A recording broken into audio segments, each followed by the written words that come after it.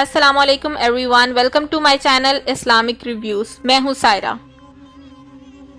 آج ہم بات کریں گے دن میں 5 بار وضو کورونا وائرس سے بچاؤ کا ذریعہ کیسے ہے۔ ہم اللہ تعالیٰ کا جتنا بھی شکر ادا کریں کم ہے کہ اللہ تعالیٰ نے ہمیں دین اسلام جیسی نعمت سے مزین فرمایا ہے۔ Vice chancellor university of health sciences Lahore جناب پروفیسر ڈاکٹر جاوید اکرم کا کہنا ہے کہ وضو کے ذریعے کورونا وائرس پر قابو پایا جا سکتا ہے۔ پروفیسر جاوید اکرم کے مطابق چھینک اور سانس کے ذریعے کورونا وائرس کے ذرات ماحول میں شامل ہو کر آپ کے جسم کے ایکسپوز پارٹس سکن، چہرے، آنکھ اور ناک پر چلے جاتے ہیں، جبکہ وضو میں ان ایکسپوز پارٹس کو بار بار دھویا جاتا ہے۔